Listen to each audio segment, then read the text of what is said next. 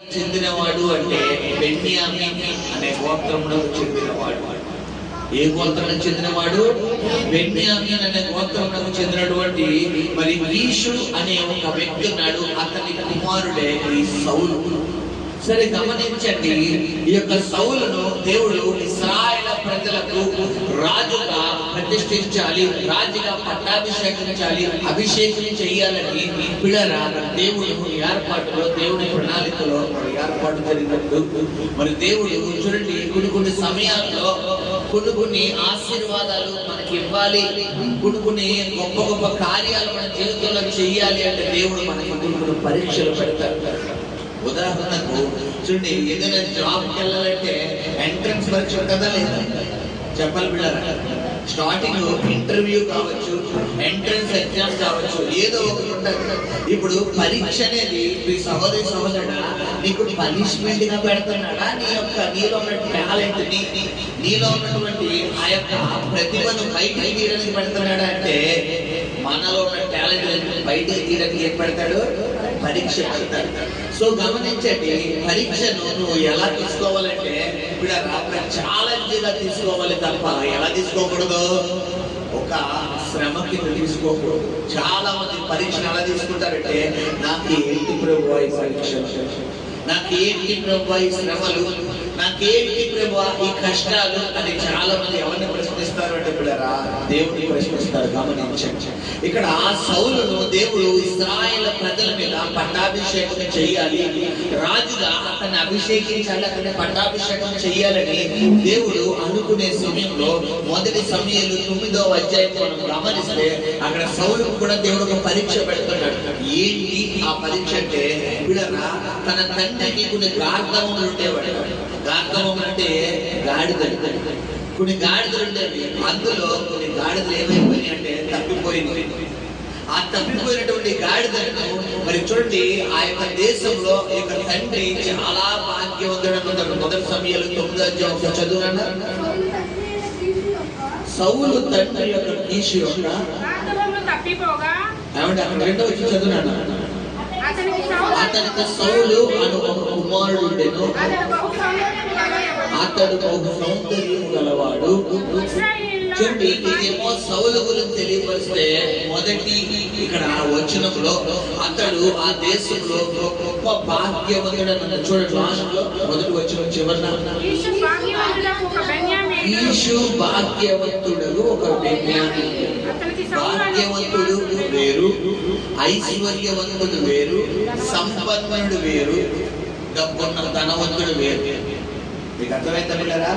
ధనవంతుడు వేరు, భాగ్యవంతుడు వేరు, ఐశ్వర్యవంతుడు వేరు, సంపన్నుడు వేరు. ఒక్కొక్క పదానికి ఒక్కొక్క అర్థం తెలియపరుస్తుంది. వివరిస్తున్న శ్రద్ధగా ఆలోచించండి. సంపన్నుడు అన్న మాటకు అర్థం ఏంటంటే పిల్లరా, చాలా సంపద ఉన్నవాడు, వాడిని ఏమంటారు?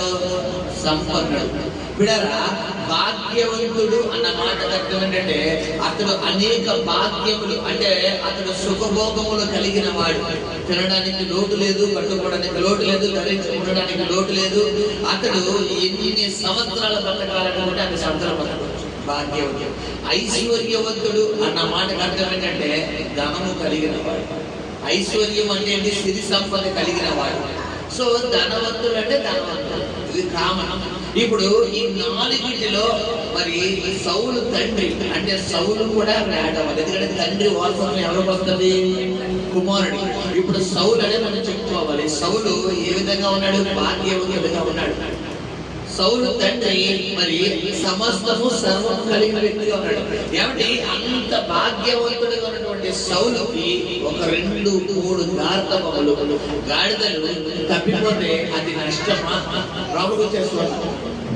అది నష్టమా అంటే నష్టము కాదనే చెప్పాలి. మీరు గమనించండి ఏం పిల్లరా, అది నష్టమా అంటే నష్టము కాదు. ఇప్పుడు గాడిదలు తప్పిపోయింది. మరి గాడిదలు తప్పిపోయినప్పుడు ఇప్పుడు సౌలు ఏం చెయ్యాలి అని మనం ఆలోచిస్తే, తన తండ్రి ఏం చెయ్యాలంటే పనివారిని పంపించాలి తప్ప ఎవరిని పంపించాల్సిన అవసరం లేదు, కుమార్ని పంపించాల్సిన అవసరం లేదు. సపోజ్ మన ఇంట్లో పెంపుడు గింజలు ఏమైనా తప్పిపోయినాయి అనుకోండి, మనం ఇంటి యజమానుడు అంటాడా, యజమాను కుమారుడు అక్కడే పనివారిని పంపిస్తామా? ఇప్పుడు భాగ్యవంతుడు అంటే పనివారు ఉన్నట్ట కాదా? ఉన్నట్టే. సో ఇప్పుడు ఎవరిని పంపిస్తే సరిపోద్ది? కానీ ఎవరిని పంపిస్తున్నాడు? కుమారుడు. అంటే పనోడిని పంపించడం కంటే కుమారుని పంపించడం గొప్ప ఆలోచన. లేదనుకుంటే బిడరా అక్కడ దేవుడు ఒక ప్రణాళిక కలిగి ఉన్నాడని ఆలోచన అంటే రెండోది. ఎందుకంటే సౌలు తండ్రి కీషు చాలా భాగ్యవంతుడు, చాలా మరి ఆస్తి కలిగిన వాడు. ఒక 2-3 కారణములు గాడిదలు తప్పిపోయి అని అనుకుంటే మరి తండ్రి అయిన సౌలు మరి కీషుకి చాలా మంది కుమారులు ఉన్నారంటే లేదు, ఒక్కగానో ఒక కుమారుడు. ఆ కుమారుడు కూడా ఎవరు? సౌలు. సరే గమనించండి, ఈ సౌలును పిల్లల మార్గంలో వెతకడానికి ఎక్కడికి పంపిస్తున్నాడు అంటే అడవికి పంపిస్తున్నాడు. ఆ ప్రాంతానికి పంపిస్తుంటే ఈ వ్యక్తి అంట అనేక ప్రాంతాలు తిరిగి తిరిగి తిరిగి తిరిగి చివరికి దీర్ఘదర్శి అయినటువంటి ప్రవక్త అయినటువంటి సమూయేలు దగ్గరికి రావడము, సమూయేలు దగ్గర విచారించడము, మా గార్ధములు తప్పిపోయినాయి అయ్యా అని విచారించడము. తర్వాత సమూయేలు మరి సౌలు పట్ల కలిగి ఉన్నటువంటి దేవుని ప్రణాళిక తెలియపరిచి, అయ్యా నువ్వు గార్ధములు తప్పిపోయి అని నువ్వు వచ్చాననుకుంటున్నావు, కానీ అది కాదు విషయం. గార్ధములు అక్కడ తప్పిపోయేటట్లు చేయడము, తద్వారా నీ తండ్రి హృదయంలో ఆ ఆలోచన పెట్టడము. మీ తండ్రి గారి దగ్గర చాలా మంది పనివారు ఉండగా ఒక నమ్మకమైన పనివాడిని ఇచ్చి నీకు పంపించడము. సో ఆ పనివాడు నేను ఇక్కడికి తీసుకురావడము ఇదంతా దేవుడి ప్లానింగ్ అయి ఉందని సమూయేలు గ్రహించి, సమూయేలు ఎవరితో మాట్లాడతాడంటే సౌలుతో మాట్లాడతాడు. ఏమనంటే గడిచిన రాత్రే నువ్వు ఈ స్థలానికి రాకముందే దేవుడు నీవు స్థలానికి వస్తావని, నీ గార్ధవంలో తప్పిపోయి అని ఈ విషయం అంతా దేవుడు నాతో మాట్లాడాడయ్యా. సో నిన్ను ఇక్కడికి దేవుడు ఎందుకు రప్పించాడు అన్నది నేను నీకు తెలియపరుస్తాను. ఇశ్రాయేలు ప్రజలకు నిన్ను రాజుగా దేవుడు పట్టాభిషేకం చేయబోతున్నాడు. నీ దృష్టికి నీవు అల్పమైన వాడిగానే ఉన్నావు, కాకపోతే దేవుడు నిన్ను గనుడుగా ఎంచాలని ఆశపడుతున్నాడని సౌలుని దేవుడు ఎలా అభిషేకిద్దామనుకున్నాడంట? దేవుని ఆత్మతో అభిషేకిద్దామనుకున్నాడు. గమనించండి. సో ఎప్పుడైతే ఈ సౌలు తన దృష్టికి తను అల్పుడుగా ఉన్నప్పుడు, మీరు గతించిన సారి సౌలు ఎలా అభిషేకించబడ్డాడని గురించి చెప్పారు. క్రొత్త తైలము అనే మరి జనవరి మాసంలో క్రొత్త తైలము అనే సబ్జెక్ట్ తీసుకుని మరి అనేక రోజులు మీకు తెలియపరచడం జరిగింది. హల్లెలూయా, హల్లెలూయా. ఇక్కడ గమనించండి, సౌలు ఏ గోత్రానికి చెందినవాడంటే పిల్లరా మరి బెన్యామీను గోత్రం. ఈ బెన్యామీను గోత్రం ఏ గోత్రం అంటే మరి అన్నిటికంటే కడసరి గోత్రం. మరి దేవుడు ఇశ్రాయేలు ప్రజలకు రాజుగా అవ్వాలి అంటే మాత్రం ఏ గోత్రానికి చెందిన వాడే ఉంటారంటే యూదా గోత్రానికి చెందిన వాడే ఉంటారు. మరి రాజుగా పట్టాభిషేకం చేయాలంటే మరి ప్రధాన గోత్రమైన రూబేను గోత్రము కానీ యూదా గోత్రమును కానీ చెందిన వ్యక్తిగా ఉండాలి. అయితే మరి ఈ గోత్రాలన్నీ పక్కన పెట్టేసి దేవుడు ఏ గోత్రాన్ని ఎన్నుకుంటాడంటే బెన్యామీను గోత్రాన్ని. ప్రియ సహోదరి సహోదరుడా, తృణీకరించబడిన నిన్ను ఈ రోజు దేవుడు ఈ స్థలానికి తీసుకొచ్చాడంటే నీ ప్రార్థనో, నీ ఉపవాసమో, నీ సమర్పణో కాదు. నీవు నీ పట్ల దేవుడికి ఉన్నతమైన ప్లానింగ్, ఉన్నతమైన ప్రణాళిక ఉంది కాబట్టి ఈ రోజు దేవుడు నిన్ను ఈ స్థలానికి తీసుకువచ్చాడు. హల్లెలూయా, హల్లెలూయా. చాలా మంది అనుకుంటారు నా ప్రార్థనే, నా సమర్పణే, నా ఉపవాసమే, నేను ప్రార్థన చేయడం వల్లే అలా ఉన్నావు, నేను ప్రార్థన చేయడం వల్ల ఎలా ఉన్నావు, నేను గనక లేకపోతే, నేను గనక ప్రార్థన చేయకపోతే ఎలా ఉండవు అంటాడు. అది చాలా పొరపాటు. సో గమనించండి, ఈ సౌలు తన దృష్టికి తను అల్పమైన గోత్రముగా ఉన్నప్పుడు దేవుడు ఏ గోత్రముగా మార్చాడంటే ఎన్నికైన గోత్రముగా మార్చాడు. హల్లెలూయా. సరే గమనించండి, మరి ఈ విధముగా సౌలును దేవుడు రాజుగా పట్టాభిషేకం చేద్దామని అనుకున్నటువంటి సమయంలో ఇప్పుడు ఎవరి దగ్గర పంపిస్తున్నాడని చెప్పాను? సమూయేలు. ఇప్పుడు సమూయేలు వెంటనే వెంటనే తన గుడ్డిని తైలముతో నింపుకుని ఎవరిని అభిషేకించాడంట? సౌలును అభిషేకించినట్టుగా మనం చదువుకున్నాము. చూడండి, మొదటి సమయాలు 10వ అధ్యాయంలో పిల్లరా, ఎప్పుడైతే సౌలు మరి దేవుని ఆత్మతో నింపబడి ఉన్నాడు, అక్కడ సౌలు నాటి నుండి చూడండి పిల్లరా, 5వ వచనం చదువునా, 6వ వచనం చదివి, యెహోవా ఆత్మ నీ మీదకి బలముగా దిగివచ్చును, నీవు వారితో కలిసి ప్రకటన చేయుచుండగా నీకు క్రొత్త మనసు వచ్చును. హల్లెలూయా. అంటే దేవుని అభిషేకం పొందుకోవడం వల్ల మనకు కలిగే మొట్టమొదటి ప్రయోజనం ఏంటంటే క్రొత్త మనసు. క్రొత్త మనసు అంటే అర్థము ఇప్పుడు పరిశుద్ధాత్మతో నీవు నింపబడడం. మనము 2 మనసులు కలిగి ఉన్నాము. ఒకటి పాత మనసు, 2 ఏమండి ఈ బట్టలు కొత్తవండి అంటే నాకు పాత బట్టలు కూడా ఉన్నట్ట కాదా చెప్పాలి. ఈ వాచ్ కొత్తదండి, వాచ్ చాలా మంది మాస్టర్ గారు అన్నారు అనుకున్నాం. ఇది కొత్త వాచ్ ఏంటంటే ఏంటి? పాత వాచ్ కాదు, అవునా కాదా? మీ మైక్ బాగుందండి అంటే ఏంటి అర్థం? ఇది కొత్త మైక్ అండి అని అన్నాను అనుకోండి, పాత మైక్ కాదు అన్న. ఇప్పుడు నాటి నుండి సౌలు మీదకి ఏ ఆత్మ వచ్చిందంట? క్రొత్త మనసు. అంటే సౌలులో ఏ మనసు ఉండేది? పాత మనసు. పాత మనసు అంటే విడరా తన మనసు. మరి ఈ రోజు మన ప్రార్థన అయిన తర్వాత ప్రతి ఒక్కరి మీద తైలం వేసి అభిషేకించబోతున్నాను. అయితే ఈ రోజు నుండి మరి నీ మీదకు యెహోవా ఆత్మ బలముగా దిగి రాబోతుంది. హల్లెలూయా. మరి రెండవదిగా దేవుడి నీ జీవితంలో చేయబోతున్నాము. రెండవ కార్యం ఏంటి అని ఆలోచించిన ఎడల సహోదరి సహోదరుడా, రేపటి నుండి నీ మనసు క్రొత్త మనసుగా మారాలి. హల్లెలూయా, హల్లెలూయా. చూడండి, ఈ సౌలు పిల్లరా గురించి మనం ఆలోచించిన ఎడల ఇతడు ఒక కడసారి గోత్రముకు చెందిన వ్యక్తి మనం చదువుకున్నాము. రెండవది, ఇతడు పిల్లరా మరి తన తండ్రికి ఏకైక కుమారుడని మనం చదువుకున్నాము. మూడవదిగా ఈ యొక్క సౌలును దేవుడు ఇశ్రాయేలు ప్రజలకు రాజుగా పట్టాభిషేకం చేయడం అనేది ఎవరి ప్లానింగ్? దేవుని ప్లానింగ్. నీ పట్ల ఎవరి చిత్తం నెరవేరాలి? దేవుని చిత్తం నెరవేర్స్తేనే నీవు రాజుగా అవుతావు.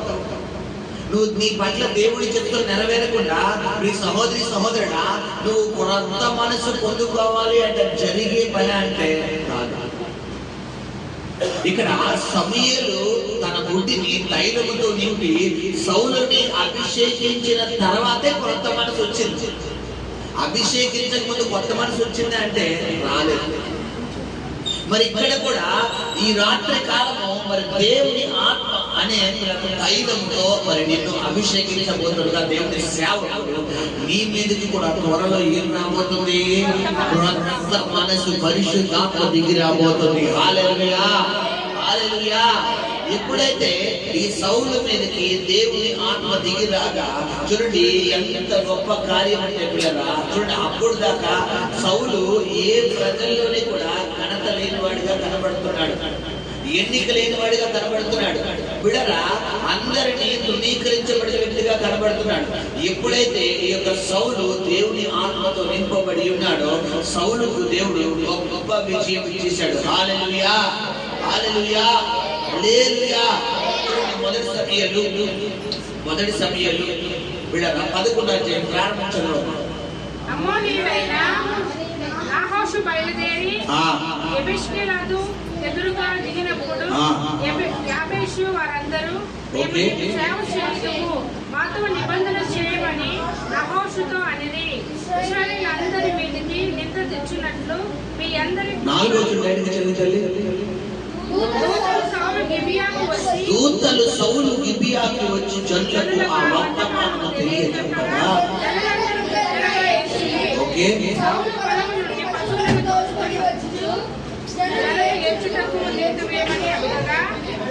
జనులు ఏడ్చుటకు హేతువేమని అడుగగా ఓకే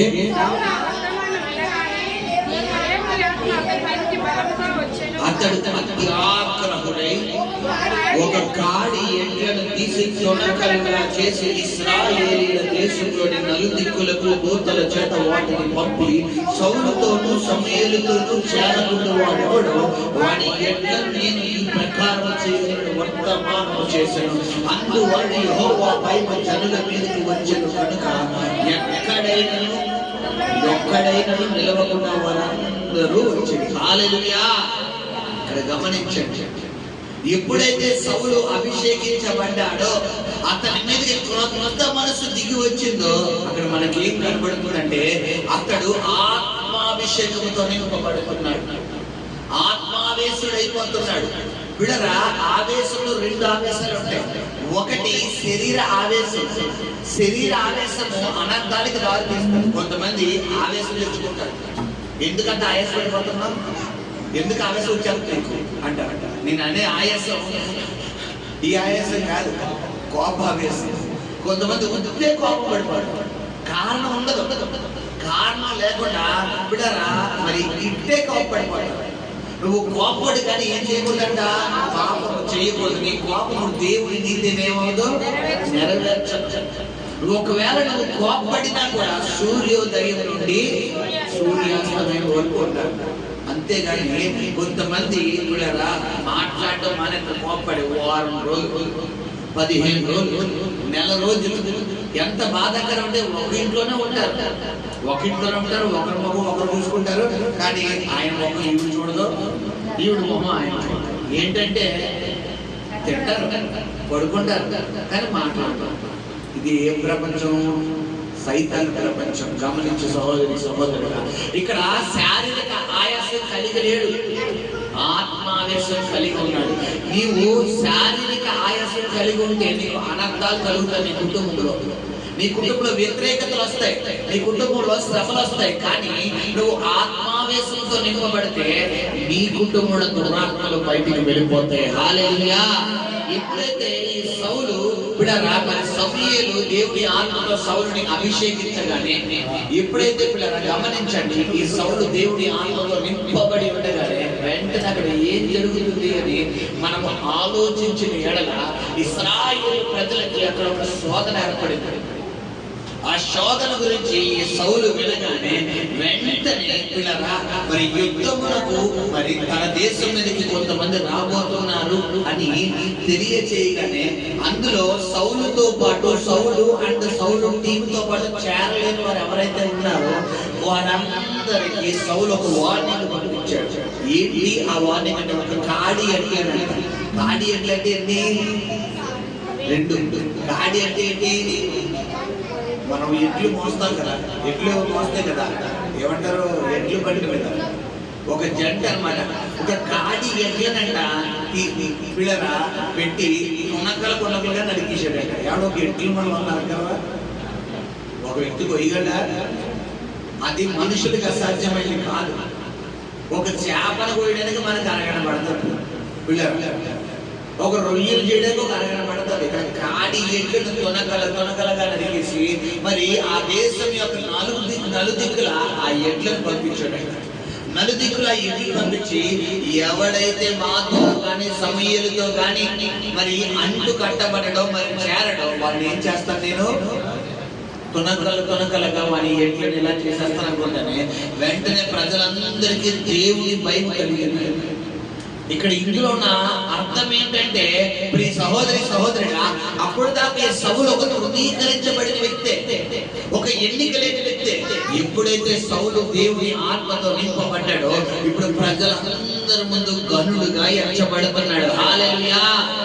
ఎవ్వరు కూడా సౌలు లెక్కేసే వ్యక్తులు కాదు. ఎప్పుడైతే సౌలు దేవుని ఆత్మతో నింపబడి ఉన్నాడో ఆటోమేటిక్ సౌలుకి అందరూ ఏమైపోతున్నారో? భయపడుతున్నారు. గమనించు సహోదరుడా, నువ్వు దేవుని ఆత్మతో నింపబడి ఉంటే నీ ముందు ఏ సైతాను తోకజాడించు, ఏ దురాత్మ తోకజాడించు, ఏ సాతాను క్రియలు తోకజాడించు. ప్రతి ఒక్కటి నీ ముందు సలాట్ నీ పక్క నుండి వెళ్ళిపోతాయి. హల్లెలూయా. కాబట్టి గమనించండి, ఇక్కడ సౌలు మీద కంటే దేవుని ఆత్మ రాగా నాటి నుండి సౌలు ఏమనుకుంటున్నట్ట? క్రొత్త మనసు. నువ్వు దేవుని అభిషేకం పొందుకోగానే నీ ఆలోచనలు మారిపోతాయి, నీ తలంపులు మారిపోతాయి, నీ భావోద్రేకాలు మారిపోతాయి, నీ ఇష్టాలు మారిపోతాయి, నీ కోరికలు మారిపోతాయి, నీ వాంఛలు మారిపోతాయి. గమనించు సహోదరి సహోదరుడా, నీలో కోరికలు మారలేదు, వాంఛలు మారలేదు, ఆశ మారలేదు, నీకు ఆ కోపడ్డం మారలేదు, ఆ యొక్క విధి విధానం మారలేదంటే నువ్వు ఏ ఆత్మ పొందుకోలేదు. కానీ దేవుని ఆత్మ నువ్వు చర్చికి వస్తున్నావు, నువ్వు ప్రార్థన చేస్తున్నావు, వాక్యం చదువుతున్నావు, ఇవన్నీ ఓకే. కానీ నీ ఆలోచనలు మారాలి అంటే నువ్వు పరిశుద్ధాత్మతో నింపబడితే తప్ప నువ్వు ఏం పొందుకోలేవు, క్రొత్త మనస్సు పొందుకోలేవు. హల్లెలూయా. ఎప్పుడైతే సౌలు క్రొత్త మనస్సు పొందుకున్నాడో అక్కడ ఏం జరుగుతుంది అంటే చూడండి, అదే అధ్యాయంలో సౌలు క్రొత్త మనస్సు పొందుకోగానే 5వ వచనం చదువున్నాను.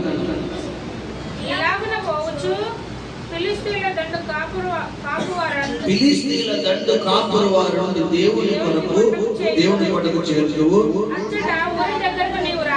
నీవు రాగానే స్వరమండలము, తంబూర, సన్నాయి, సితార వాయించు వారి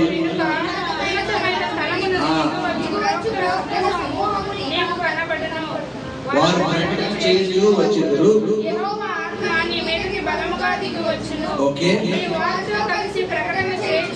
వారితో కలిసి ప్రకటన అన్న మాటకు అర్థము ఏంటంటే ప్రవచనం అంటే జరగబోయేది తెలియపరచడం. ఇక్కడ గమనించండి, చూడండి, ఇందు మూలంగా 50 మంది తెలియదు ఏమనగా అని కొంతమంది బండారా ఏస్తారు.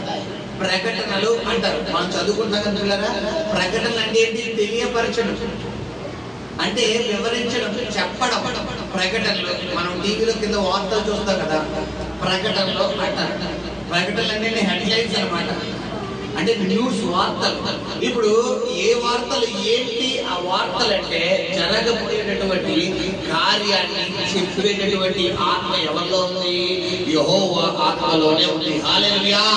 అప్పుడు దానికి ఏమీ రానటువంటి సౌలు ఎప్పుడైతే క్రొత్త మనసుతో అతడు నింపబడ్డాడో అతడు ప్రకటనలు చేస్తాడు. ఎవరితో కలిసి అంటే ప్రవక్తలతో కలిసి. ప్రవక్తల మీద ఏ అభిషేకం ఉంటుంది? దేవుని ఆత్మ ఉంటుంది. అంటే ప్రవచన అభిషేకం. జరగబోయేది నీ జీవితంలో జరగబోయేటటువంటి కార్యము నువ్వు తెలుసుకోవాలి అంటే నీ సహోదరి సహోదరుడా, నువ్వు దేవుడు సన్నిధిలో కనిపెడితే తప్ప నీకు తెలియపరచడం. రెండవది, నీ జీవితంలో జరగబోయే కార్యం నువ్వు తెలుసుకోవాలంటే మొట్టమొదటిగా నువ్వు దేవుడి సన్నిధిలో కనిపెట్టాలి. రెండవదిగా దేవుని ఆత్మతో నింపబడిన ప్రవక్తల దగ్గర నువ్వు ప్రార్థన చేసుకోవాలి. దేవుడి మహాకృపను బట్టి నీ దగ్గర దేవుడు మీకు ఇచ్చిన సేవకుల మీద కూడా దేవుని అదే ప్రవక్తల అభిషేకం ఇచ్చి ఉన్నాడు. హల్లెలూయా. గమనించండి, పిలుపులలో 5 రకాల పిలుపులు. 1 అపోస్తలు, 2 ప్రవక్తలు, 3 సువార్తికులు, 4 కాపరులు, 5 ఉపదేశకులు. 5 రకాల పిలుపులకు 5 ప్రత్యేకతలు ఉన్నాయి. ఏ పిలుపులోకి ఎవరు ఎంటర్ అవ్వకూడదు. అపోస్తులు అపోస్తులే, ప్రవక్తలు ప్రవక్తలే, కాపరులు కాపరులే, సువార్తికులు సువార్తికులే, ఉపదేశకులు ఉపదేశకులే. ఎవరు మట్టుకు వారు. ఎవరు ఎక్కువ కాదు, ఎవరు తక్కువ కాదు. దేవుడు ఆయా పిలుపుల్లో ఆయా ప్రత్యేకత ఇస్తున్నాడు. గమనించండి, అపోస్తులు అన్న మాట దేనికి చెందినదంటే నాయకత్వానికి చెందినది. ప్రవక్తలు అన్న మాట దేనికి చెందిందంటే దేవునికి విశ్వాసకి మీడియేటర్ అన్నమాట, అంటే మధ్య వ్యక్తి. ఒక విధంగా చెప్పాలంటే ప్రవక్తకు మరొక పదం ఏదైనా చెప్పాలంటే దేవుని నోరు అంటాడు. ప్రవక్తకు మరొక మాట ఏంటి? దేవుని నోరు. అంటే దేవుని నోరు అంటే దేవుని మాట నీకు ఇవ్వాలి. ఉదాహరణకు ఇక్కడికి చాలా మంది వచ్చారు. ఇప్పుడు దేవుడు మీతో మాట్లాడాలని ఇక్కడికి వచ్చారు. లేదంటే మీరు సాధారణంగా వచ్చిన వాళ్ళు అందరూ కట్టేయాలని చెప్పండి. ఎవరో సాధారణంగా కాదు. దేవుడు మాతో మాట్లాడాలని వస్తా, అవునా కాదు? సరే గమనించండి, మరి దేవుడు మీతో మాట్లాడాలని సరిగ్గా వచ్చేస్తే మనకు బతుకుంటామా? ఇప్పుడు దేవుడు ఏం చెయ్యాలి? తన దాసులను మరుగుపరుచుకుంటాడు. కాబట్టి దేవుని నోరు. గమనించండి, ఇక్కడ ఎప్పుడైతే ప్రవక్తలతో సౌలు కలిశాడో ఇప్పుడు ప్రవక్తల మీద అభిషేకం ఎవరి మీద దిగొచ్చింది? సౌలు మీదకి దిగొచ్చింది. నాటి నుండి సౌలు ఏం చేస్తున్నా? ప్రకటనలు చేస్తున్నాడు వారితో కలిసి. ప్రకటనలు చేస్తున్నాడు. దేవుడి క్రొత్త మనస్సు అతడికి అనుగ్రహించాడు. తద్వారా అతడు విజయాల మీద విజయాలు పొందుకుంటున్నట్టుగా కనబడుతుంది. హల్లెలూయా. శత్రువులందరికీ అతడు భయం కలుగుతుంది. ఈ విధంగా సౌలు మరి అనేక విధాలుగా దేవుడి యొక్క ఆత్మతో నింపబడి ఉండగా ఇన్ని కార్యాలు జరుగుతున్నప్పుడు గమనించినట్లుగా చూడండి. తర్వాత మరి రెండవదిగా బైబిల్లో దేవుడి చేత దేవుడి తైలముతో అభిషేకించబడిన వ్యక్తిని మరి మనం కనుక్కున్నాము. చూడండి, మొదటి సమూయేలు 16వ అధ్యాయము ప్రారంభం చదువుతున్నాము. అంతటి యెహోవా సమూయేలుతో ఇలాగున సెలవిచ్చెను, ఇశ్రాయేలీయుల మీద రాజుగా ఉండకుండా నేను విసర్జించిన సౌలును గూర్చి నీవు ఎంత కాలము దుఃఖింతువు, నీ కొమ్మును తైలముతో నింపుము, బెత్లెహేమీయుడైన యెష్షయి యొద్దకు నిన్ను పంపుచున్నాను, అతని కుమారులలో ఒకరిని నేను రాజుగా నియమించుదును. హల్లెలూయా, హల్లెలూయా. ఇక్కడ గమనించడం కదా, ఎప్పుడైతే ఈ ఇశ్రాయేలు ప్రజల మీద సౌలును దేవుడు రాజుగా పట్టాభిషేకం చేస్తున్నాడో, ఈ సౌలు పిల్లరా ఒకానొక దశ వరకు చాలా మంచిగా పరిపాలన చేశాడు, చాలా మంచిగా వర్తిల్లాడు. కానీ ఎప్పుడైతే సౌలులో గర్వపాతం వచ్చిందో, ఇప్పుడు సౌలు ఏమైపోతున్నాడు? దేవుడికి దేవుడి సేవకుడికి వ్యతిరేకంగా తిరుగుతున్నాడు. ఎవరెవరికి వ్యతిరేకంగా తిరుగుతున్నాడు? దేవుడికి దేవుడి సేవకుడికి వ్యతిరేకంగా తిరుగుతున్నాడు. దేవుడు ఏదైతే చెబుతున్నాడో అది చెయ్యడం మానేసి దేవుడు చెప్పండి చేస్తున్నాడు. ఏంటి అని గతించిన సార్ మీకు తెలియపరిచాను. సౌలు దేవుడు అంటాడు, నువ్వు అమ్మోనీయుల్ని మరి ఆ సంతతి వారందరినీ, మరి చిన్నలనేమి పెద్దలనేమి పశువులనేమి మరి ఏ జంతువులేమి అందరినీ కూడా అన్నిటి నా దేశాన్ని బుద్ధిగా నాశనం చేసి రావయ్యా అని చెబితే సౌలు ఏం చేస్తాడు? అక్కడ కొంచెం క్రొవ్వినవి బలిసినవి మంచిగా ఆరోగ్యంగా ఉన్నవంట ఎవరికి బలిగా ఇద్దామని, దేవుడికి బలిగా ఇద్దామని మనోడు అనుకుని వాటిని తీసుకెళ్లి పెరట్లో కట్టారు, దొడ్లో కట్టారు. ఈ విషయం ఎవరికి తెలియదు అనుకుంటున్నాడంటే సమూయేలుకి, కానీ ఎవరికి తెలియదు అనుకుంటున్నాడు. సమూయేలు వచ్చి, ఎవయ్యా అమ్మోనీయుల్ని మొత్తం అందరినీ చంపేసావా, అన్ని శత్రు సామ్రాజ్యం అంతటి నువ్వు సంహరించేసావా అంటే అది చేస్తానయ్యా, ఏది మిగతా అన్ని మొత్తం క్లీన్ చేస్తాడు. అన్ని చేసేస్తే నీ పెర్రటలో ఒక స్వరం వినపడుతుంది.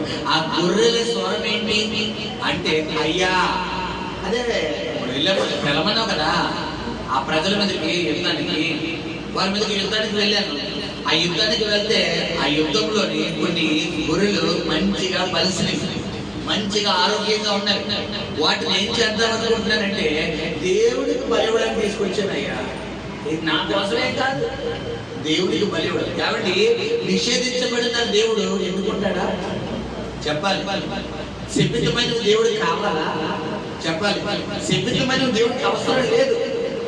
నీలో దేవుడు కొన్ని కార్యాలని జీవితంలో జరగకపోవడానికి కారణం నీలో కొన్ని శపితమైనటువంటి అలవాట్లు ఉన్నాయి, శపితమైనటువంటి క్రియలు ఉన్నాయి. దేవుడికి నచ్చని క్రియలు, దేవుడు ఎన్నుకోలేని క్రియలు, దేవుడు వద్దని చెబుతున్న క్రియలు నీ దగ్గర ఉన్నాయి. కాబట్టి కొన్ని ఆశీర్వాదాన్ని ఆగిపోతాయి. గమనించండి, ఈ సౌలు ఎప్పుడైతే దేవుడు చెప్పింది చేయకుండా దేవుడు చెప్పలేని చేస్తున్నాడో ఎవరికి కోపం వస్తుందంట? దేవుడి కోపం వస్తుంది. దేవుడి కోపం వచ్చి దేవుడు ఎవరిని విసర్జించాడంటే సౌలును విసర్జిస్తున్నాడు. సో సౌలును విసర్జించిన తర్వాత ఇప్పుడు మరొక వ్యక్తిని దేవుడు రాజుగా పట్టాభిషేకం చేస్తున్నాడు. ఎవరు ఆ వ్యక్తి అంటే దావీదు. ఎవరు ఆ వ్యక్తి? దావీదు. ఈ దావీదుని ఎన్నుకోవడం కూడా ఒక ప్రత్యేకత. ఎందుకంటే అక్కడ ఒక రాజుగా పట్టాభిషేకం చెయ్యాలి అంటే అతడికి యుద్ధం వచ్చి ఉండాలి, అతడు మంచి హైట్ కలిగిన వ్యక్తి ఉండాలి, అతడు పర్సనాలిటీ కలిగిన వ్యక్తిగా ఉండాలి, అతడు వీళ్ళరా అన్ని యుద్ధములో అన్ని యుద్ధ కవచాలు యుద్ధములో అన్ని మరి వచ్చే ఉండాలి. ప్రతి ఒక్కటి కూడా అతడు కత్తి కావచ్చు, డాలు తిప్పడం కావచ్చు, విల్లు బాణం వేయడం కావచ్చు, అతడు శత్రువుని ఏ విధంగా శత్రువు వచ్చినా అతన్ని జయించే వ్యక్తిగా ఉంటాడు. మరి ఈ లక్షణాలన్నీ కూడా ఎవరిలో ఉన్నాయంటే అతని అన్నదమ్ముల్లో ఉన్నాయి. కానీ అన్నదమ్ముల్లో లేనిది దావీదులో ఉన్నది ఒకటి. ఏంటి? దేవుని చిత్తానికి లోబడడం. హల్లెలూయా. ఈ రోజు నీకు లోక సంబంధమైన జ్ఞానం లేకపోవచ్చు, నీకు లోక సంబంధమైన బలము లేకపోవచ్చు, నీకు లోక సంబంధమైన డబ్బు లేకపోవచ్చు, నీకు లోక సంబంధమైన అధికారం లేకపోవచ్చు, నీకు ఉండడానికి ఇల్లు లేకపోవచ్చు, నీకు కట్టుకోవడానికి వస్త్రాలు లేకపోవచ్చు, తినడానికి ఆహారం లేకపోవచ్చు, పర్వాలేదు. నీకు ఏది లేకపోయినా పర్వాలేదు. నువ్వు మాత్రము దేవుని చిత్తమునకు లోబడే వ్యక్తిగా ఉంటే నేటి దినాన దేవుని అభిషేకం నీ వెలుగునికి రావడానికి రెడీగా ఉంది. హల్లెలూయా, హల్లెలూయా.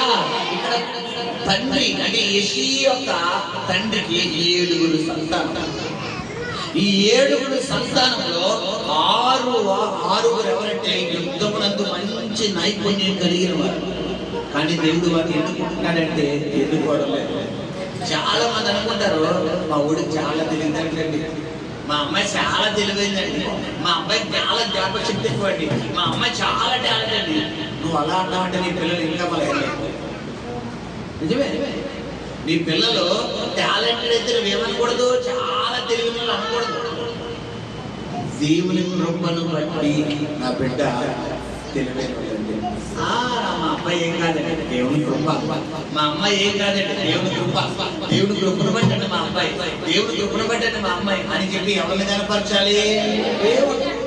ఇక్కడ గమనించండి, చాలా మంది తల్లిదండ్రులు పిల్లరా వాడి బిడ్డలను చాలా మెచ్చుకుంటారు. మా అమ్మాయి చాలా జ్ఞాపకశక్తి ఎక్కువ అండి, మా అమ్మాయి చాలా అనుకోవాలి. అలా అన్నామంటే అక్కడ టాలెంట్ ఆగిపోతుంది. దేన్ని కనపరచాలి? నా బిడ్డ తెలివితేటలు కలిగి ఉందంటే దేవుని కృప బట్టి, దేవుని కృపను బట్టి, దేవుని కృపను బట్టి. హల్లెలూయా.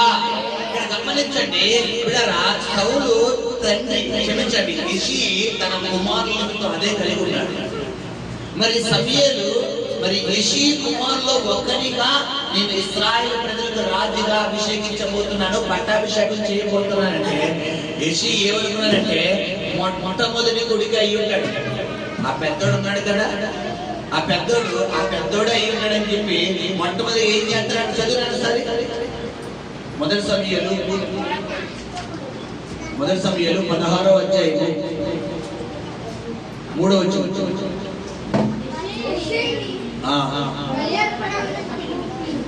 చదవండి అమ్మా. బలి అర్పణకు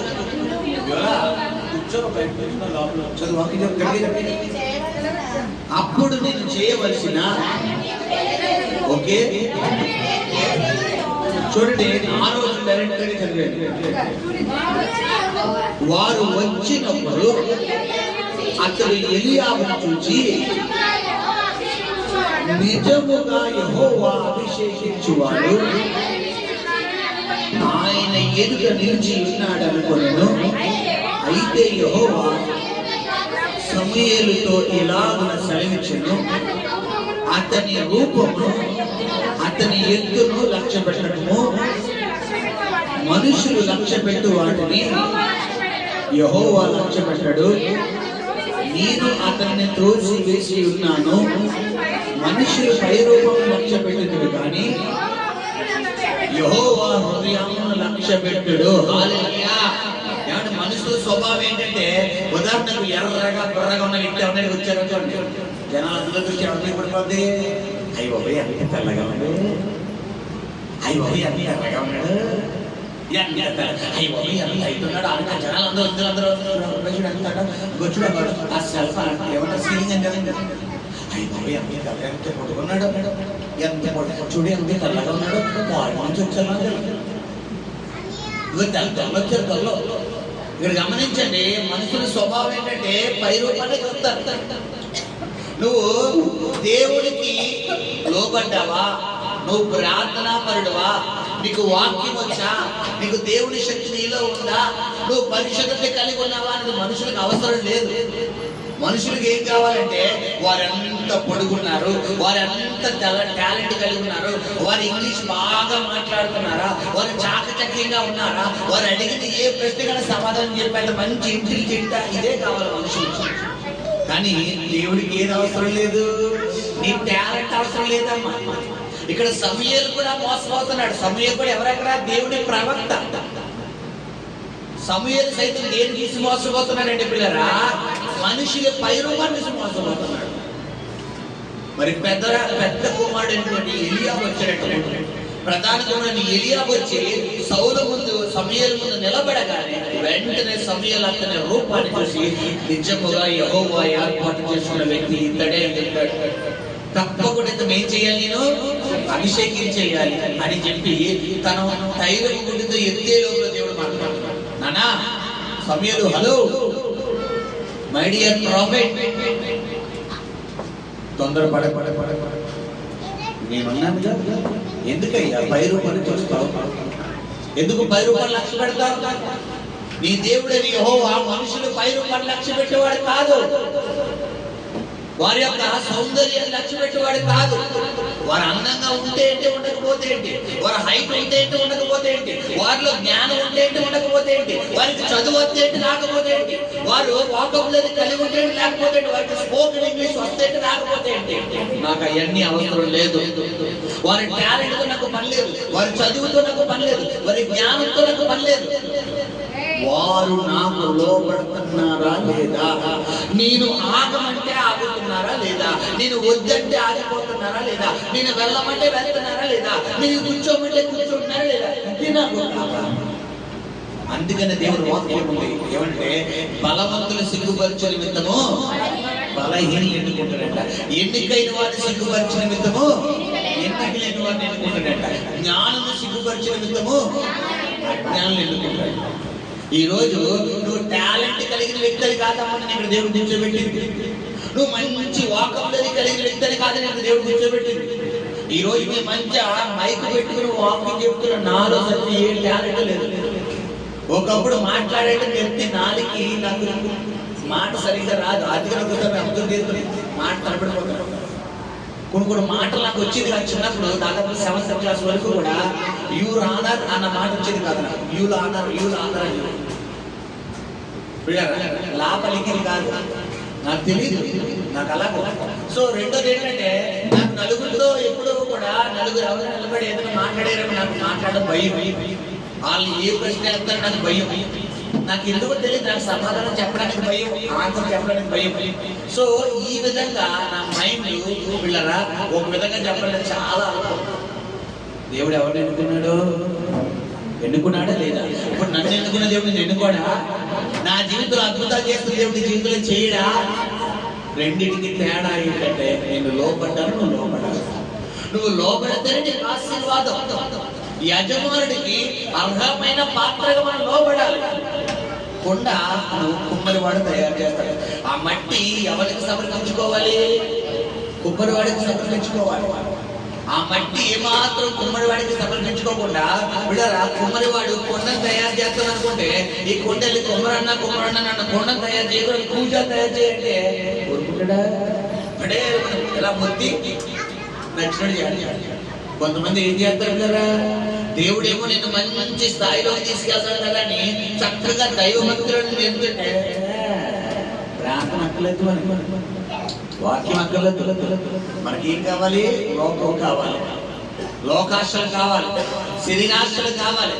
ఈ వయసులో కాబట్టి ఎప్పుడు ఎంజాయ్ చేస్తాం, ఈ వయసులో కాబట్టి ఎప్పుడు బయట తిరుగుతాం, ఈ వయసులో కాబట్టి ఎప్పుడు మనం వెళ్తాం అని చెప్పి ఎవరికి వ్యతిరేకంగా నిలబడతాం మనం. తద్వారా నీ జీవితంలో వచ్చే ఆశీర్వాదాలు ఆగిపోతాయి. ఇక్కడ గమనించండి పిల్లలు, ఈ యొక్క ఎలియాబు ఎవరు ఎన్నుకున్నవాడంటే దేవుడు ఎన్నుకున్నవాడు కాదు. ఎవరు కోరుకున్నవాడంటే మనుషులు కోరుకున్నవాడు. ఈ రాత్రి కాలంలో దేవుడు పరిశుద్ధాత్మ దేవుడు నీతో మాట్లాడుతున్నాడు. నువ్వు మనుషుల్ని అట్రాక్ట్ చేసే వ్యక్తిగా ఉన్నావా, దేవుడిని అట్రాక్ట్ చేసే వ్యక్తిగా ఉన్నావా? గమనించు.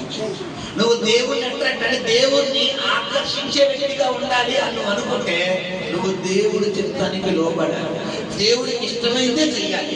ఏమాత్రం దేవుడికి నచ్చనిది చేసినా దేవుడికి ఇష్టం కాండి చేసిన అది ఎవరికి బాధాకరమంట చెప్పాలి. దేవుడికి మా నిర్మాకాండం తీయనసారి నిర్మాకాండము దేవునికి బాధాకరమైంది చెప్తాడు. సాధారణంగా ప్రతి ఒక్కరు నిర్మాకాండము పిల్లరా 23వ అధ్యాయము 11వ వచనం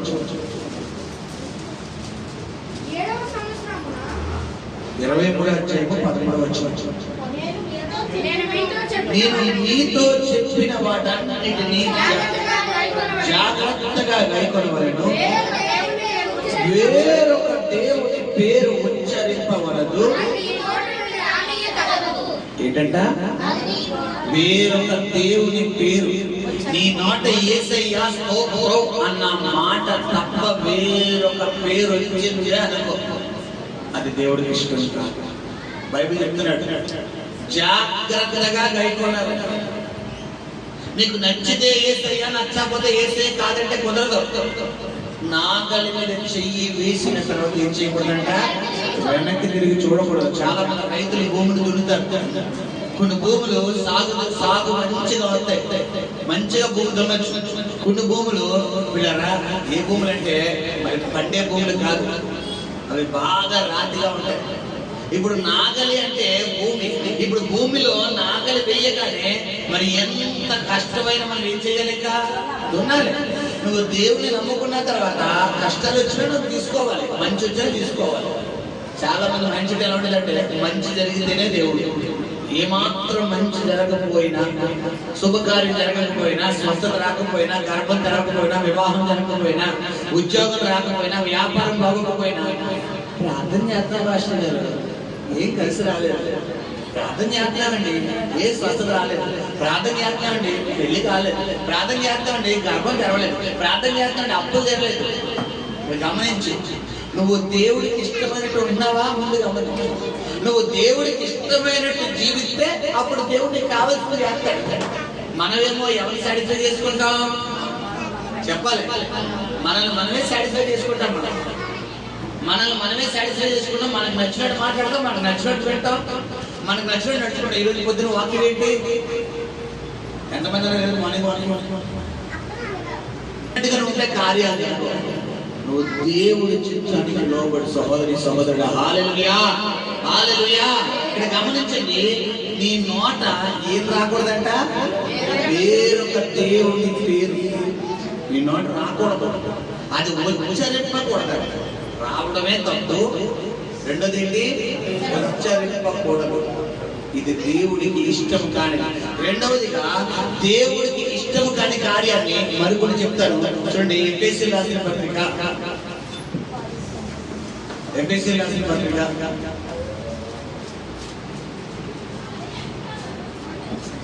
5వ అధ్యాయం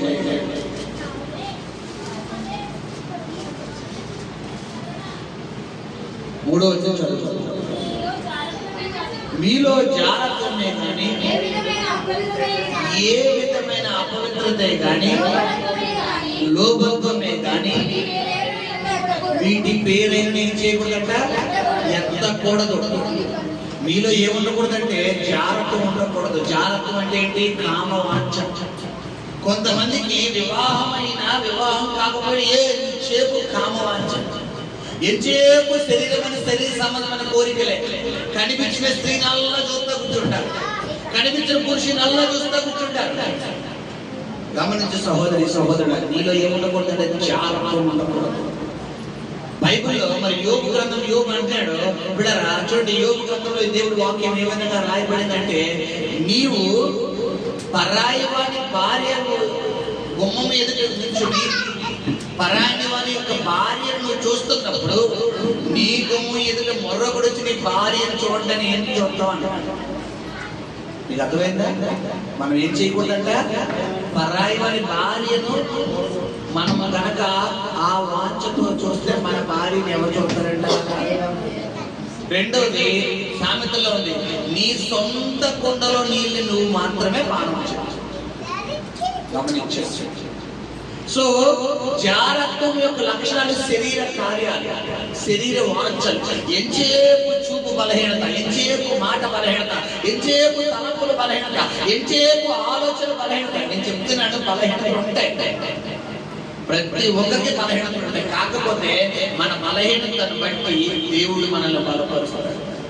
నీలో బలహీనత ఉంది అంటే, నాకు ఇది నేను మానుకోవాలనుకుంటున్నాను ప్రభు, కానీ నా వల్ల కావట్లేదు అన్నట్టుగా ఉండాలి తప్ప నువ్వు ఏ విధంగా ఉండకూడదు, బలహీనతకు ఇష్టపడి వెళ్ళకూడదు. కొంతమంది బలహీనతకు ఏమవుతారు, ఇష్టపడి వెళ్తారు. నువ్వు ఇష్టపడి వెళ్తే కష్టాలు పొందించుకుంటావు. గమనించే సహోదరి సహోదరు. సో గమనించండి, మొట్టమొదటిగా దేవుడికి ఇష్టం లేని కార్యం ఏంటి అని అడిగితే, నీ నోట వేరొక దేవుని మాట కానీ పేరు కానీ రాకూడదు. ఎగ్జాంపుల్ చెప్తాను, కొంతమంది కుటుంబాల్లో ఉదాహరణకు మన పాప పేరు ఉంది, పాప కుమార్తె పేరు మన దగ్గర దీన్ని అంతనేది రాకముందు ఈ కుమార్తె పేరు దర్గా, దాన్ని మీరే వేసుకోండి, యాడ్ చేసుకోండి. దర్గా అంటే ఏంటి మీరే యాడ్ చేసుకోండి. ఆ పాప పేరు దర్గా. అయితే ఆ దర్గా అన్న పేరు అత్తమాని సహోదరి గ్రేసు అత్తమాను పిలిచి అమ్మ దర్గా అమ్మ దర్గా అమ్మ దర్గా అత్తమాను పిలిచి ఆ పేరు పిలుస్తున్నప్పుడు నా చెవుల్లో రక్తాలు వేసేసుకున్నట్టు అనిపించింది.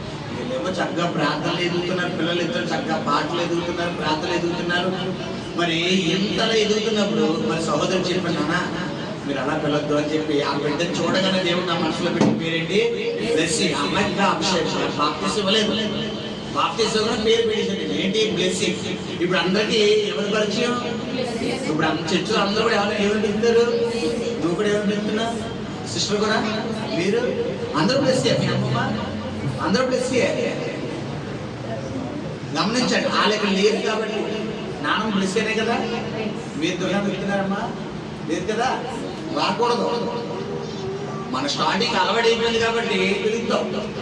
గమనించు, నీ నోట వేరొక దేవుని పేరు, కొంతమంది సాయి పెట్టుకుంటారు, కొంతమంది భవానీ పెట్టుకుంటారు, కొంతమంది లక్ష్మి పెట్టుకుంటారు.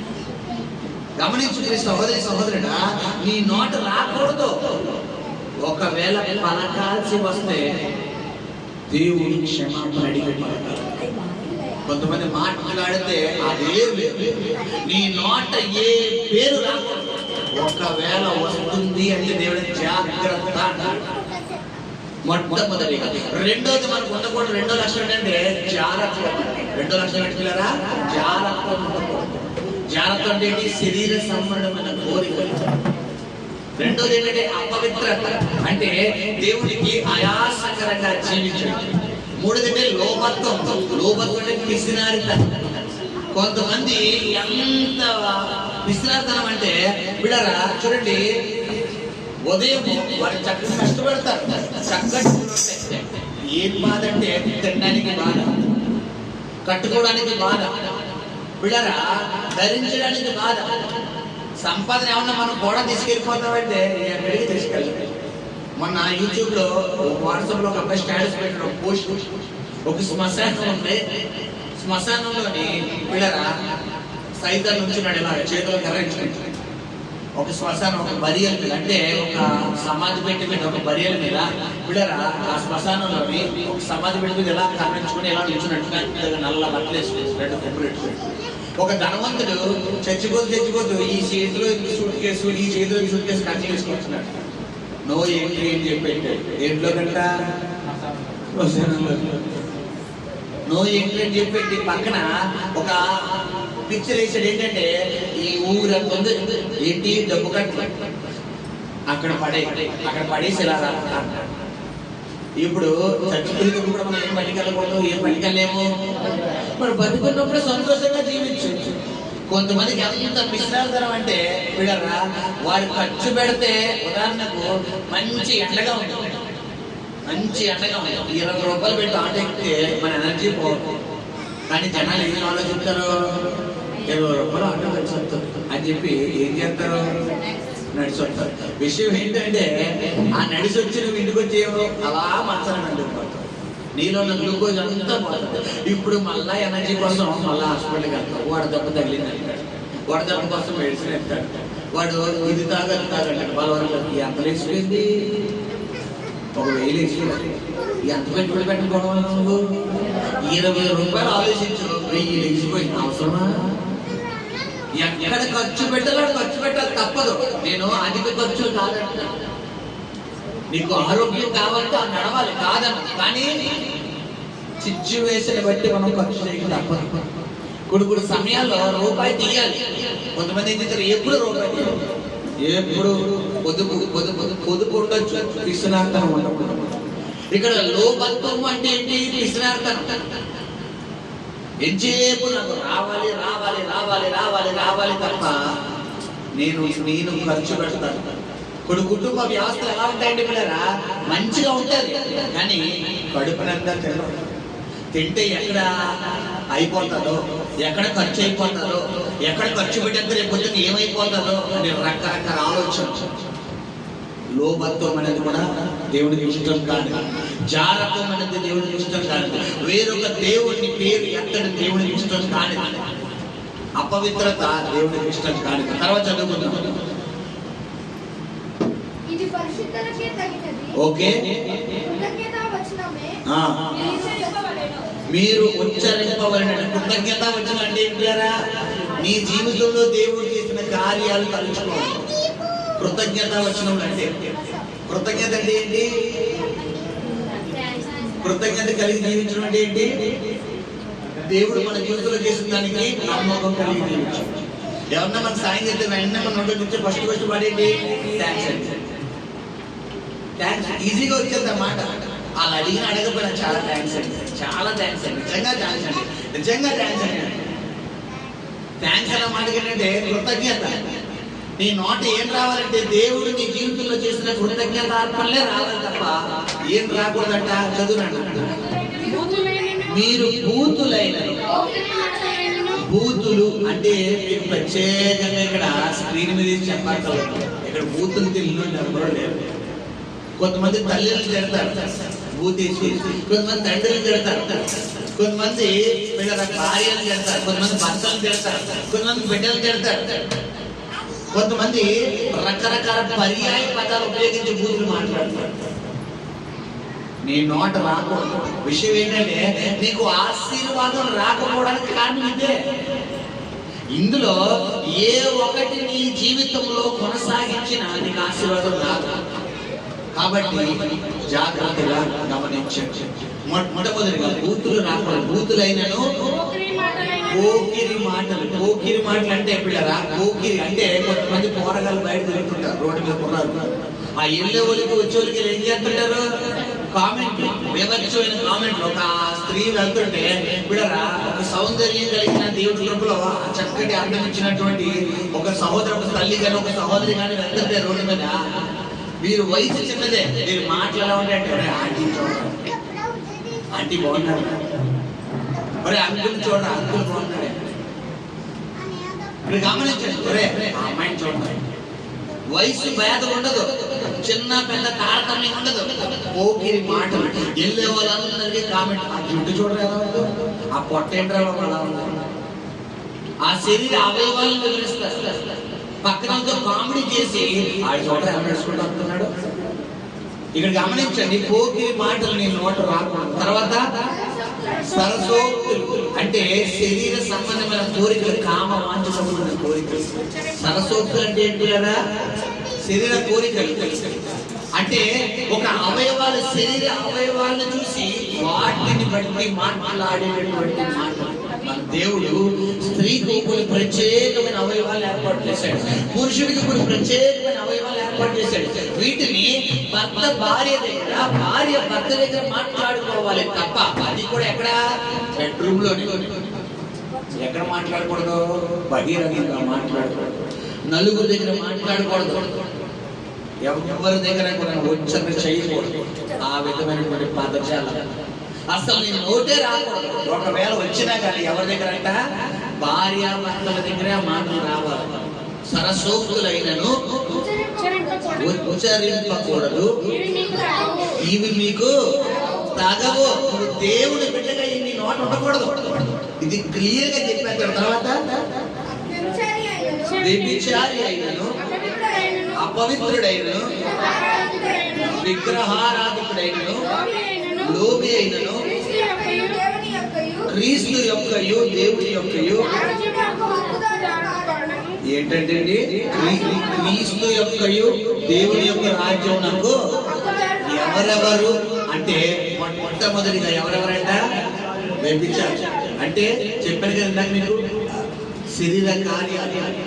భార్య ఉండగానే పరాయి స్త్రీ మీద మోహం, భర్త ఉండగానే పరాయి పురుషుడి మీద మోహం. ఎంచేపు శరీర కోరికలు, శరీర వాంఛలు. వారితో పాపం చేయాలి, వీరితో పాపం చేయాలి, వారి మీద మనస్సు వెళ్తుంది వీరు. జాగ్రత్త. రెండో అపవిత్రుడైన, ఇక దేవుడు ఏది చెయ్యకంటే అదే చేస్తాడు. దేవుడు ఎలా ఉండకంటే అలాగే ఉంటాడు. అపవిత్రుడు. తర్వాత విగ్రహారాధికుడు. అంటే దేవుణ్ణి తప్ప వేరొక దేవుడు అని పిలవబడుతున్న ఎవరినైనా కనుక నువ్వు ఆరాధిస్తే, ఎవరినైనా నీ హృదయంలో నువ్వు ధ్యానించుకుంటే, నువ్వు కూడా దేవుడి రాజ్యానికి పాత్రుడు కాదు. నువ్వు క్రీస్తు రాజ్యానికి పాత్రుడు కాదు, పరలోక రాజ్యానికి పాత్రుడు కాదు. నీ ఆత్మనిచ్చే నరకానికి వెళ్ళిపోతే తప్ప నిత్య జీవం పొందుకోదు. గమనించాం. తర్వాత లోబి అంటే చెప్పాను కదా, పిసినారి. లోబత్వం అన్నా లోబి అన్నా ఒకటి. పిసినారి. ఖర్చు పెట్టు. నువ్వు కష్టపడుతున్నావు కదా, నువ్వు వ్యాపారం చేస్తావు కదా, నువ్వు ఉద్యోగం చేస్తావు కదా, నువ్వు పనిలోకి వెళ్తావు, డబ్బులతో చక్కగా నువ్వు నీ భార్య నీ భర్త నీ పని చక్కగా తినండి, కడుపుంటే తినండి. పొదుపు ఉండొచ్చు, కానీ అది లోబత్వంగా ఉండకూడదు. పొదుపు చేయి కాదన్న, ₹1 ఎండకే కాదన్న, కానీ ఈ పూట తిండం మానేస్తే రేపొద్దున నాకు కలిసి వస్తుంది కదా అంటే నీకు సైతం ఏంటి, నీకు పొదుపు ఉండు. ఉదాహరణకు స్వాతి హోటల్కి వెళ్ళి బజ్జీలు తెచ్చుకుంటే బజ్జీ ప్లేట్ అంతే తెలుసా ₹70. మన ఈశ్వర్కి పక్కన టిఫిన్ బండికి వెళ్ళి తెచ్చుకుంటే బజ్జీ ఎంత ప్లేటు ₹30 కాదు, ₹10. 2 అట్లు, ₹10 బజ్జీ తెచ్చుకుని మా కడుపు ఏమవుతుంది, నిండిపోతుంది. మనం ఇప్పుడు ఎడకెళ్ళక్కర్లేదు, అవసరం లేదు. కొంతమంది స్వాతి హోటల్ టిఫినే నాకు కావాలి, ఆ చట్నీయే తినాలి, ఆ బజ్జీయే తినాలి, అది అదే ఆ సాంబారే తాగాలి, అదే తింటేనే కిక్కు. ఒకసారి అయితే పర్వాలేదమ్మా, నీ ఇంట్లో రూపాయి కూడా లేనప్పుడు నాకు స్వాతి హోటల్ బజ్జీ తప్పినా తిన్నావు అన్నావంటే నువ్వు లోబికి సంబంధించి. గమనించు, నీ జీవితంలో లోబత్వం ఉండకూడదు. అలాగని చెప్పి పిల్లరా విస్తారంగా ఖర్చులు చేయకూడదు. కొంతమంది మంచి నీళ్ళ ఖర్చు పెడతారు, ఏంటి డబ్బుని. అసలు డబ్బు అంటే ఒక లెక్క ఉండదు, అసలు లెక్క ఉండదు. ఎంతసేపు కూడా ఇంట్లో పిల్లరా చూడండి, మీకు అదే బాగా చెప్తారు, 1 కేజీకి 200, 2 పొడులు, ఒక 3 మనుషులు 4 మనుషులు, అవునా కదా, 2 పొడులు ఎంత ఖర్చు పెడితే వచ్చింది. ఇప్పుడు ఈ అక్కలు ఏమంటారు, ఇంట్లో కొంతమంది బిర్యానీ తెచ్చే, ఇంట్లో 4 ఉన్నాం, 4కి ఎంత అయింది, 400. 200తో పోయింది, ఎంత అయింది ఇప్పుడు 400. తెచ్చే బిర్యానీ ఆ 200 చికెన్ ఎప్పుడు వస్తుంది, 2 పూటలు వస్తుంది, అవునా కదా. ఇప్పుడు మనం పొద్దున్న ఒక పూటకి 400 ఖర్చు, మన సాయంత్రానికి ఇంకో కూర, ఆ కూరకి ఎంత అవుతుంది, అదో 200. ఇప్పుడు 400 ఆల్రెడీ 200 లాస్, ఇంకో 200 లాస్. ఇప్పుడు నువ్వు 200 ఖర్చు పెట్టకపోవడం వల్ల ఎంత లాస్ అయింది నీకు. ఇక్కడ గమనించండి, కరెక్ట్ గా ప్రయాణంకి వెళ్ళి వచ్చాం, 1 గంట అయిపోయింది. ఇప్పుడు పులిపాయలు కోసి కూర వండి కూర అవర్చి చేసి అన్నం వండాలంటే అవుతుందా, ఇప్పుడు బిర్యానీ తెచ్చి తప్పలేదు. ఎందుకు, భోజనం చేసే టైం అప్పటికప్పుడు అవర్చడం కుదరదు. ఇప్పుడు ఖర్చు పెట్టి పొద్దున్నే ఇంకా 7 గంటల బిర్యానీ తెచ్చారు. కొంతమంది అక్కలు అమ్మలు అడుగు ఇంట్లో ఆడాలన్నమాట, బిర్యానీ తెచ్చే, ఈరోజు కర్రీ తెచ్చే, ఒత్తి ఏం తెచ్చే, కర్రీ తెచ్చే. ఇంటి నిండా కూరగాయలు ఉన్నాయి కదా, నేను అనలేదు, కర్రీ తెచ్చే. నీలో పొదుపు ఉండాలి, సంసారం పట్ల బాధ్యత ఉండాలి, కుటుంబం పట్ల బాధ్యత ఉండాలి. ₹1 ఎలా ఖర్చు పెట్టాలి, రూపాయి ఎలా వస్తుందో నీకు తెలియాలి. తెలిస్తేనే నీకు బాధ్యత వస్తుంది. అట్ ద సేమ్ టైం లోబిగాను ఉండకూడదు, పిసినారిగా ఉండకూడదు. గమనించండి, లోబత్వమైన తర్వాత క్రీస్తు యొక్కయు ఓకే హక్కుదారుడు కాడను. తర్వాత 6వ వచనం, వ్యర్థమైన మాటల వలన ఎవడు నేను చేయకూడదంట, మోసపరచనీయకుడి. గమనించాం. నేను ముగిస్తున్నాను. వ్యర్థమైన మాటలు నీ నోట రాకూడదు. ఏ యొక్క పరాయి స్త్రీ గురించి కానీ, పరాయి పురుషుడి గురించి కానీ పిల్లరా, మరి అపవిత్రమైన మాటలన్నీ నోట రాకూడదు. ఒకవేళ వస్తే ఎవరు ఊరుకోరు? దేవుడు సహించాడు. అది దేవుడి చిత్తానికి అంగీకారం కాదు. గమనించి మీ సహోదరి సహోదరుడా, నువ్వు నీ మీదగా దేవుడి తైలము, దేవుడి అభిషేకం రావాలి అంటే నువ్వు ఎవరికి ఇష్టమైన వ్యక్తిగా మారాలి? దేవుడికి ఇష్టమైన వ్యక్తిగా మారాలి. సౌలు దేవుడికి ఇష్టమైన వ్యక్తిగా మారాడు కాబట్టి దేవుడు సౌలుని రాజుగా పట్టాభిషేకం చేశాడు. దావీదు దేవుడికి ఇష్టమైన వ్యక్తిగా మారాడు కాబట్టి దావీదుని దేవుడు రాజుగా పట్టాభిషేకం చేశాడు. గమనించండి కదా. మరి నీవు కూడా దేవునికి ఇష్టమైన వ్యక్తిగా మారితే దేవుడు నీ జీవితంలో కూడా అసాధ్యమైన కార్యాలను సాధ్యపరుస్తాడు. హల్లెలూయా, హల్లెలూయా. కామన్గా మన జీవితంలో జరిగే సందర్భాన్ని చెప్పాను. నేను కొత్త కొత్త మాటలు చెప్పలేదు ఈరోజు. అవునా అన్న మాటలు ఏమీ చెప్పలేదు. బూతులు కామన్గా మనం కోపంతో మాట్లాడేది, సరసోక్తులు కామన్గా మనము లోకంలో మాట్లాడేది. కొంతమంది మంచి మాటలు వినడానికి ఇష్టపడరు. ఏ మాటలు వినడానికి ఎక్కువ ఇష్టపడతారు? ఇప్పుడు చెడ్డ మాటలే. ఆ పక్కింటి వాళ్ళ గురించి చెప్పండి, చిప్ చిప్ చిప్ చిప్ అంటారు. ఈ పక్కింటి వాళ్ళ గురించి చెప్పండి, చెప్పు అంటారు. అదే ఈరోజు వాక్యం చెప్పండి, అతను చెప్తే ఈరోజు వాక్యము దేవుడు 1 రోజు 2 అధ్యాయం 3వ వచనం చెప్పండి. చెప్పండి కదా, తెలుసా? అదే ఆయన తర్వాత ఏంటి ఎలా చూస్తామంటే ఆసక్తి కన్నుకు వచ్చేస్తుంది. అదే తగ్గించుకోవచ్చు. అసలు ఏమైంది? ఆసక్తి వచ్చేస్తుంది చూడు. ఆసక్తి ఏం చేయాలి? నువ్వు కట్ చేసుకోవాలి. అది కట్ చేసుకుని ఇక్కడ నీకు ఆశీర్వాదం డోర్ ఓపెన్ అవుతుంది. అది కట్ చేసుకోకుండా అది అలా రన్నింగ్ అవుతూనే ఉండాలి. నాకు ఇక్కడ ఆశీర్వాదం వచ్చారంటే దేవుడు పంపించాడు. గమనించి సహోదరి సహోదరుడు, ఎలా ఉంది నీ ప్రార్థన? ఎలా ఉంది నీ ఆత్మీయ జీవితం? దావీదుని దేవుడు ఎన్నుకున్నాడు అంటే దావీదు దేవుడు హృదయానుసారుడు అంటున్నాడు. దేవుడు మోషేను దేవుడు ఎన్నుకున్నాడంటే నా ఇల్లంతట్లో నమ్మకస్తులు అంటున్నాడు. నోవాహును దేవుడు ఎన్నుకున్నాడంటే ఈ తరములో నిందారహితుడు, ఏ నిందా లేని వాడు. హానోకు దేవుడితో నడిచాడు అంటే దేవుడికి ఇష్టమైన బిడ్డగా జీవించాడు. గమనించి ప్రియ సహోదరి సహోదరి, అబ్రహాం ఏమన్నాడు? నాకు మంచి స్నేహితుడు, నా స్నేహితుడు అబ్రహాం. అబ్రహాంకి చెప్పకుండా నేను ఏదైనా చేస్తానా అంటాడు, ఏదైనా చేస్తానా అంటాడు. కాబట్టి నువ్వు ఎలా ఉండాలి? దేవుడికి ఇష్టమైన వ్యక్తిగా ఉండాలి. మీ గది తెలిసారి చిన్న మాట చెప్పాను. హృదయానుసారణ మాటకు అర్థం ఏంటి లేదా? హృదయానుసారణ మాటకు అర్థం దేవునికి ఇష్టమైన. ఇంకా మీకు చెప్పాను, మర్చిపోయారా? హృదయానుసారుడు అన్న మాట